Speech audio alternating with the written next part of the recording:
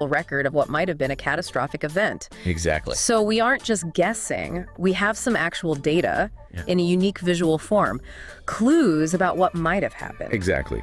So your mission today, the learner, is to understand what this spectrogram reveals about this potential Spanish power grid failure. Think of this as your shortcut, getting you well-informed, cutting straight to the key details. I wanted to go and look up a bit about the electricity problem that Spain had last week, well, on the 28th of April. So I just started looking around, and it says there, Portugal blames Spain.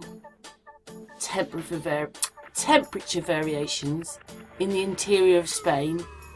There were anomalies, oscillations in the very high voltage line.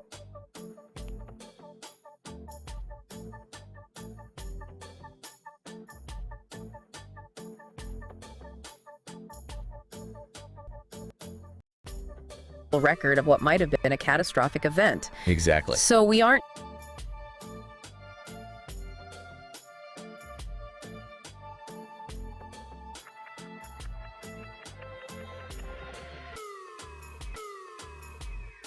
record of what might have been a catastrophic event. Exactly. So we aren't just guessing, we have some actual data in a unique visual form, clues about what might have happened. Exactly. So your mission today, the learner, is to understand what this spectrogram reveals about this potential Spanish power grid failure. Think of this as your shortcut, getting you well-informed, cutting straight to the key details. I wanted to go and look up a bit about the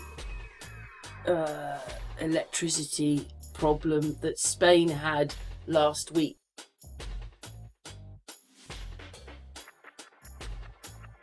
So I just started looking around, and it says there, Portugal blames Spain. Temperature variations in the interior of Spain. There were anomalies, oscillations in the very high voltage lines, a phenomenon known as induced atmospheric vibration. Well, I thought about that one, and I just thought, well, to me, I know what that is, and it's just at the end of the video when we get there. There's a plane going over right now, a little plane.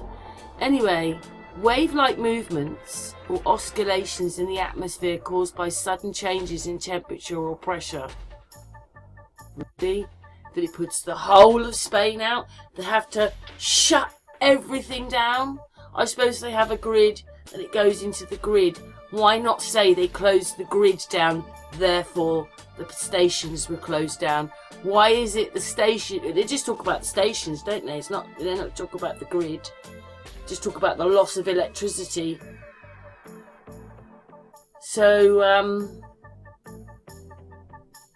again, articles with Portugal blaming Spain.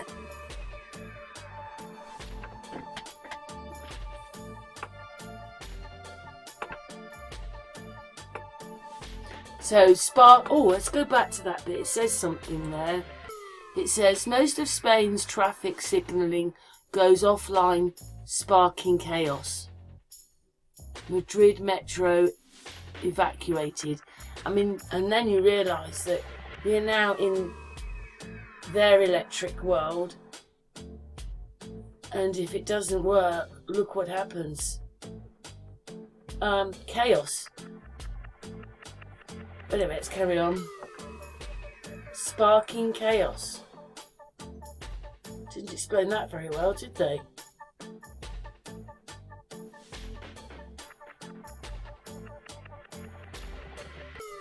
So basically, you can just stop and read that if you want. They don't really say that much, not really. They just keep repeating the same thing. It's a rare atmospheric phenomenon. And they all say that.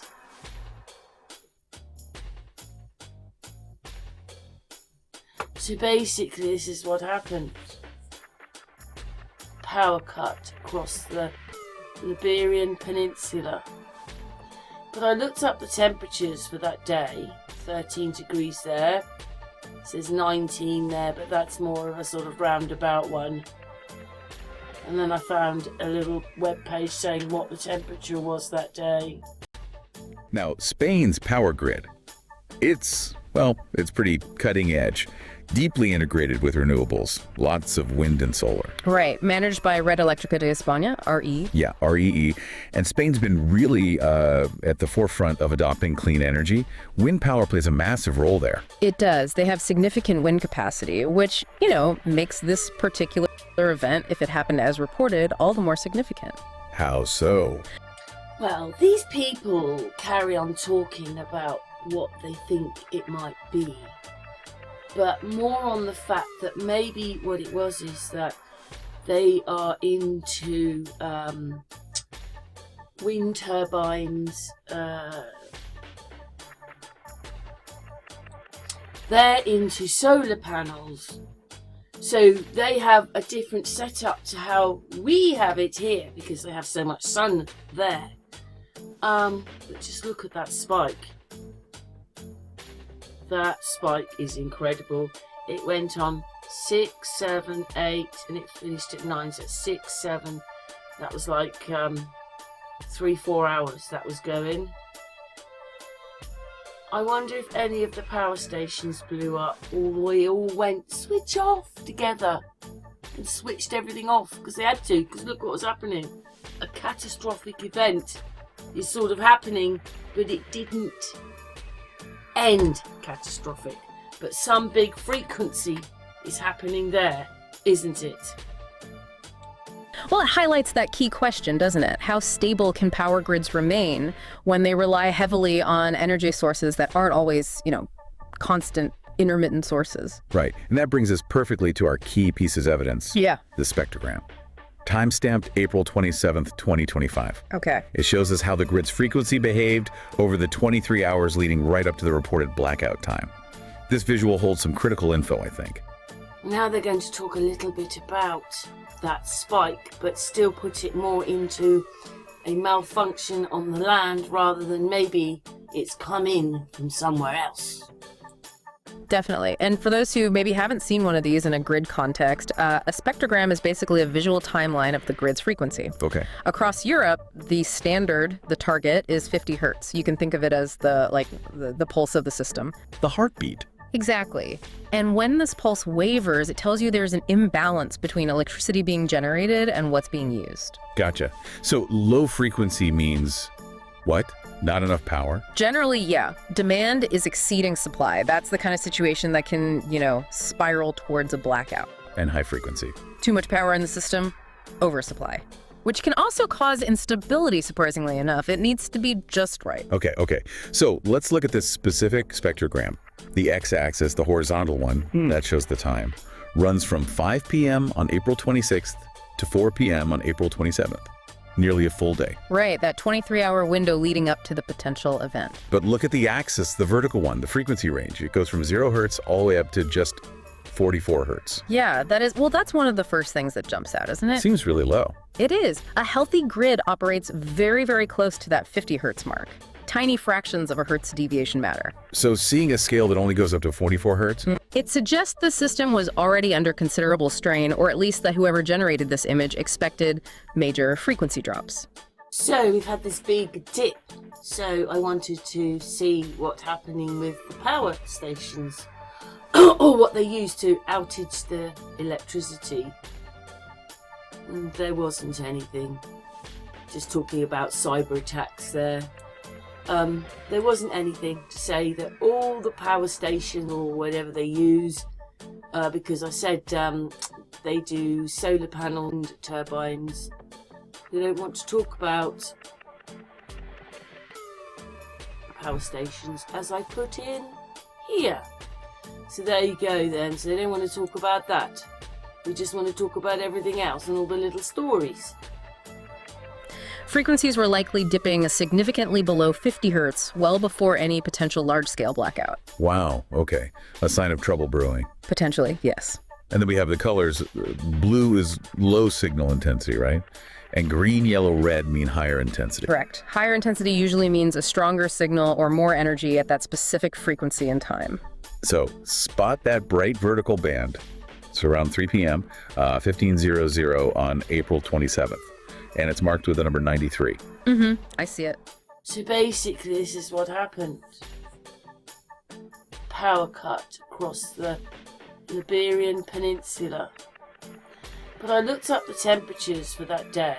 13 degrees there. It says 19 there, but that's more of a sort of roundabout one. And then I found a little web page saying what the temperature was that day.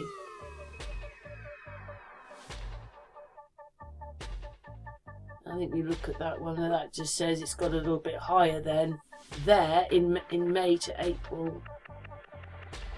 Because obviously I want the 28th of April and now they're giving May's temperatures.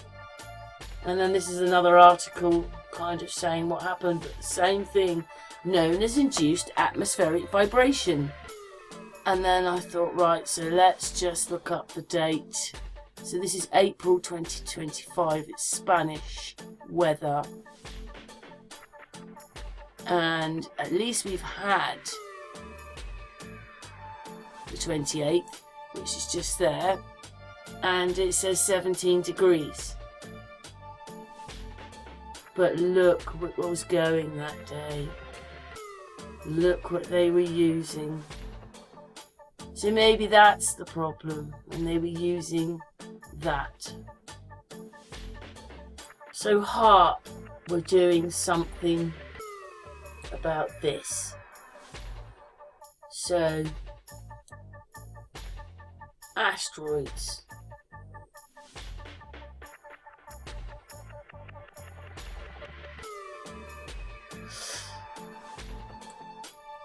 Oh, well, it says that bit of information. Oh, of course, it's got to have NASA in it. Right, well, anyway, there's a little bit of information there. So That's very distinct. A sudden, intense frequency event happening right there. Yeah, something significant looks like it happened. And those other labeled numbers you see scattered around, there's a 54 and 42 around 10 p.m. the night before, and a 74 and 25 around 4 a.m. on the 27th. Yeah. These likely represent notable frequency deviations or perhaps power levels at those specific times.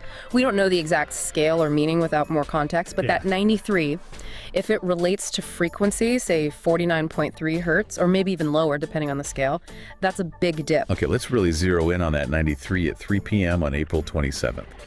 That looks, well, it looks concerning. It absolutely does. A rapid and severe frequency excursion like that, it suggests something went wrong quite suddenly. Could it